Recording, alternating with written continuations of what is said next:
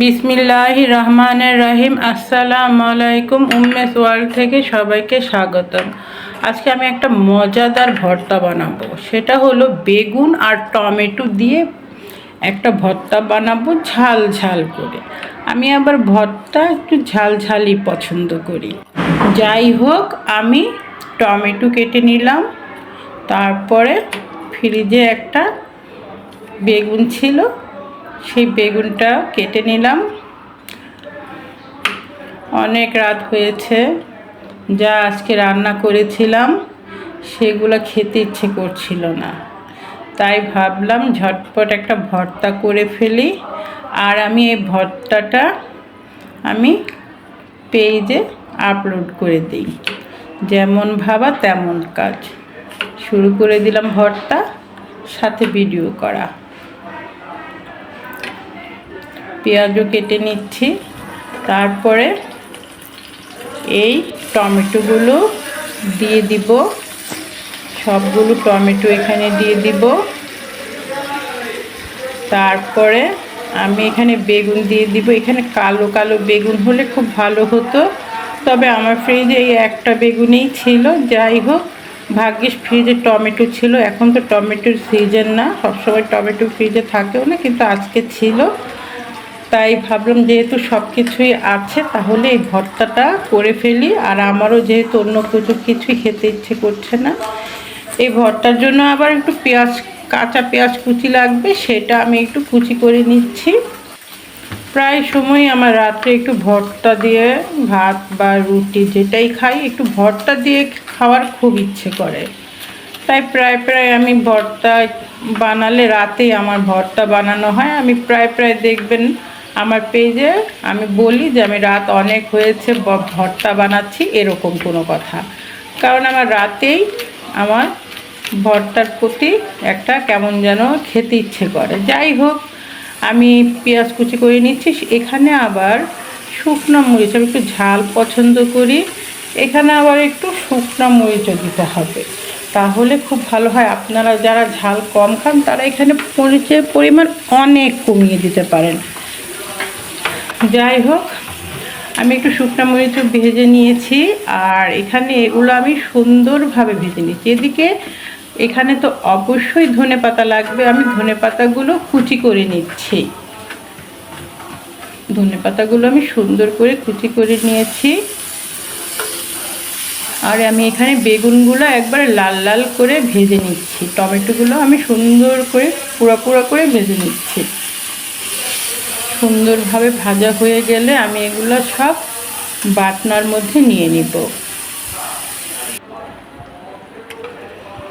সব ভাজা হয়ে গিয়েছে, এখন এগুলো আমি আমার বাটনার মধ্যে নিয়ে নিচ্ছি। খুবই মজা হয় এই ভর্তাটা, অনেক টেস্ট হয়। আর আমি তো রাতে খাচ্ছি, সকালে গরম ভাতের সাথে কিন্তু অনেক মজা লাগে। যদিও আমি এটা রুটির সাথে খেয়েছি, আপনারা বন্ধুরা গরম ভাতের সাথে খেয়ে দেখবেন, অনেক টেস্ট। আমি এটা সুন্দরভাবে পিষে নিচ্ছি।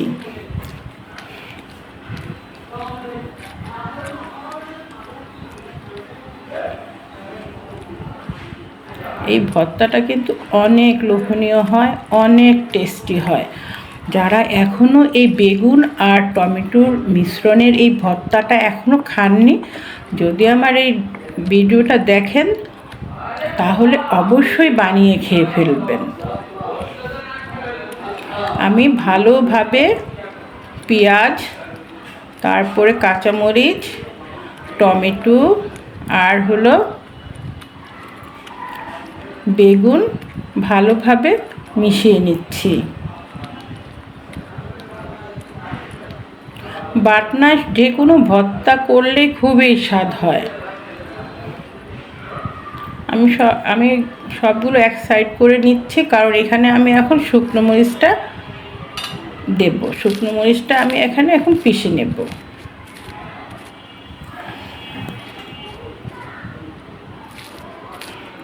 এই বাটনায় যে কোনো ভর্তা করলে আমার খুব ভালো লাগে, আবার পাটায়ও ভালো লাগে, বাটনাটাও। এইসব ভর্তাগুলো বাটনায় খুবই ভালো হয়। আমি এখানে একটু লবণ দিয়ে দিচ্ছি, আর কাঁচা পেঁয়াজটা এখনই এখানে আমি দিয়ে দিব। কাঁচা পেঁয়াজটা আমি দিয়ে দিচ্ছি।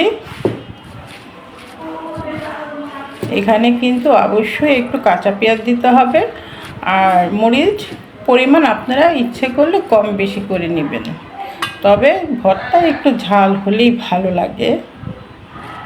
এখানে আমি ধনেপাতা আমি একটুখানি পিষে নিচ্ছি, আপনারা ইচ্ছে করলে এমনিও দিতে পারেন। আমি এটা ভালোভাবে আমি পিষে নিচ্ছি। এখন আমি হাত দিয়ে এটা সুন্দর করে মাখিয়ে নেব। আমি হাত দিয়ে এটাকে এখন সুন্দর করে মেখে নিচ্ছি। খুবই লোভনীয় হয়েছে, খুব সুন্দর ঘ্রাণ বের হয়ে গিয়েছে। আমি একটু সরিষার তেল দিয়ে দিচ্ছি এখানে। সরিষার তেলটা অবশ্যই দিতে হবে। হয়ে গেল আমার বেগুন টমেটোর ভর্তা।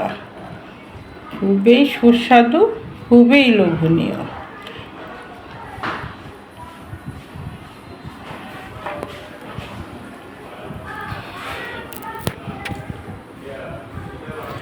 যারা আমার এই ভিডিওটা দেখছেন, যদি কখনো এরকম ভর্তা বানিয়ে না খেয়ে থাকেন, তাহলে প্লিজ একবার হলেও বানিয়ে খেয়ে দেখবেন। মজাদার এই ভর্তা রুটি ভাতের সাথে খুবই মজা লাগে। আমি রুটির সাথে খেয়েছিলাম, খুবই মজা লেগেছিল। আমি এটা গরম গরম ভাতের সাথেও খাই, খুবই টেস্টি হয়, খুবই অসাধারণ হয়।